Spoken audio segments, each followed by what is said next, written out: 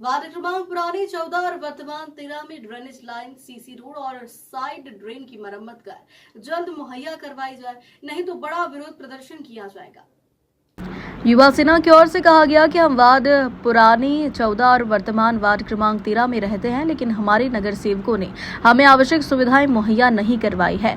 हम इस बात से बहुत थक चुके हैं कि ड्रेनेज लाइन, सीसी रोड और पानी की पाइपलाइन, ब्राह्मण गली, भोई गली, शंकराचार्य मठ में पोल लाइट अभी तक हम तक नहीं पहुंची है। हम टैक्स देते हैं, बिजली का बिल देते हैं और पानी का बिल देते हैं, लेकिन हमें यह सुविधाएं नहीं मिलती है। हालांकि हमें तुरंत प्रदान की जानी चाहिए, अन्यथा हम बड़ा विरोध प्रदर्शन करेंगे।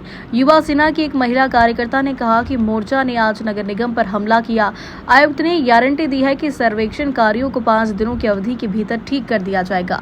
अगर हमें 5 दिनों के बाद फिर से काम नहीं मिलता है तो हम नगर निगम पर बड़ी संख्या में मोर्चा निकालेंगे। उपस्थित सामाजिक कार्यकर्ताओं में आपस्तंभ युवा सेना के जिला प्रमुख विज्ञाताई और अक्षय वटमवार, शहर प्रमुख ईश्वर सूर्यवंशी, उप जिला प्रमुख परवेज खान, खाजा भाई, मुकेश, अभिजीत जोशी, खेड़ेकर, सुनील हिवरे शामिल थे।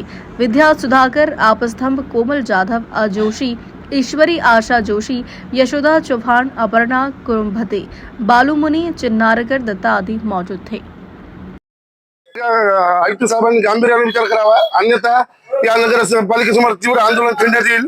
याची सर्वस्व जबाबदारी ही प्रशासनावर राहील। आम्ही यावेळेस 100% मतदानाला पैसे टाकणार आहोत। जोपर्यंत आमचं काम होणार नाही तोपर्यंत आमचं एकही मतदार घराच्या बाहेर पडणार नाही मतदानाला। किती दिवसात काम पडलं तो अशा 4 दिवसात सांगितलंय। आम्ही 5व्या दिवशी या गोष्टीला पाठपुरावा करू, नाहीतर या गोष्टीचा परिणाम नगरपालिकेला भोगावा लागेल।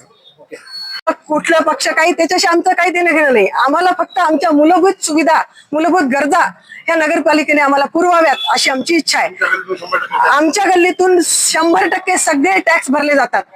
नळाचा भरला जातो, घर टॅक्स घराचा भरला जातो, सगळे टॅक्स, वीज बिल, पाणीपट्टी, कुठलाही टॅक्स आमच्याकडे बाकी नसतो, सगळा भरलेला जातो।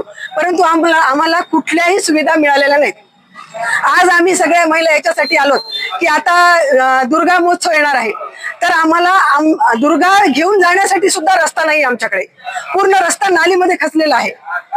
परवा गणपती झाला, परंतु गणपतीसाठी सुद्धा गाडीवर येत नाही। त्याच्यामुळे आम्ही यावर्षी लहान गणपती आणला आणि हातामध्ये घेऊन गेलो। त्यामुळे आमची अशी नगरपालिकेमध्ये मागणी आहे की आमच्या वार्डामधल्या सगळ्या सुविधा तात्काळ त्यांनी पुरवाव्यात।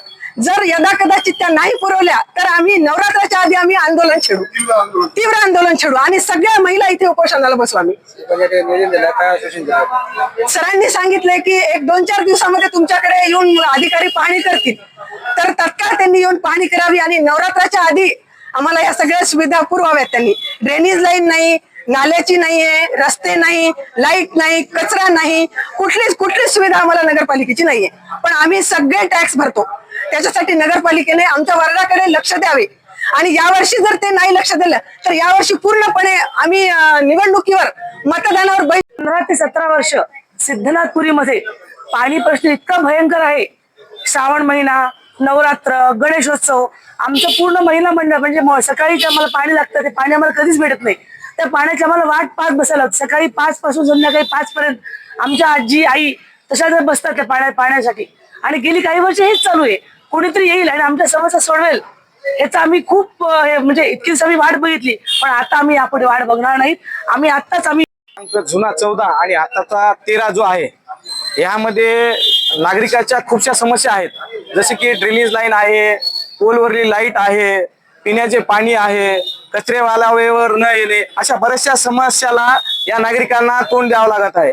त्यामुळे ह्या महिलांनी आज आम्हाला युवा सेनेला फोन करून सांगितला की बा अशी ह्या प्रकारची समस्या आहेत, तुम्ही आमच्या सोबत या। आम्ही आलोत आणि आयुक्त साहेबांना निवेदन दिलं, ह्या मागण्या लवकरात लवकर तुम्ही कंप्लीट करा, न केल्यास आम्ही युवा सेना या महिला सोबत आम्ही तीव्र आंदोलन छेडू, असा इशारा देखील आमच्या युवा सेनातर्फे देण्यात आलेला आहे। पुढची भूमिका काय असेल युवा सेनेची? आता पुढची भूमिका येईल त्या 8 दिवसाची वेळ दिलेली आहे। 8 दिवसामध्ये दिले असतं आयुक्त साहेबाच्या आवारामध्ये आम्ही बेमुदत आंदोलन करणार आहे।